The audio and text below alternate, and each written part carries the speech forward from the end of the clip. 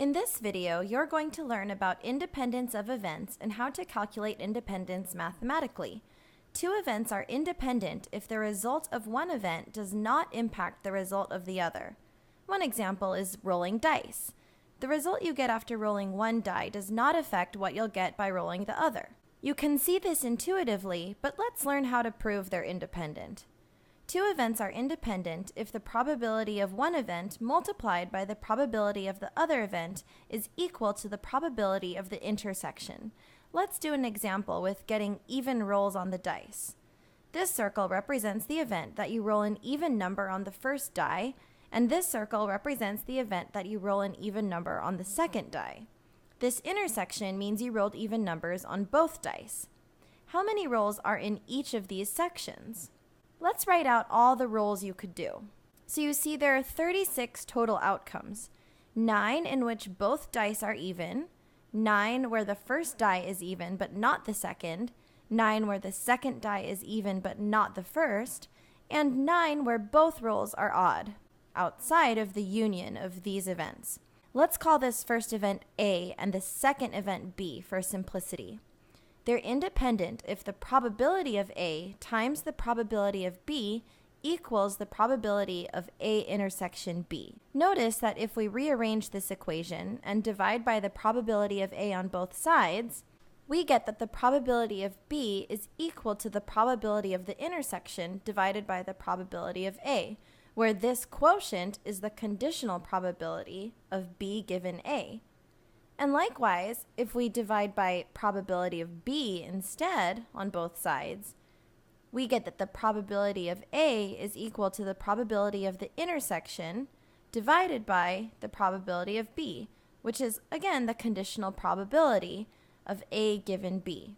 So if any of these three equations are true, the events are independent. Let's test for independence using the first equation.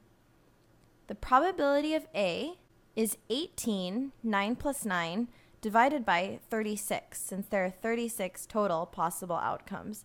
The probability of B is the same. The probability of A intersection B is 9 divided by 36.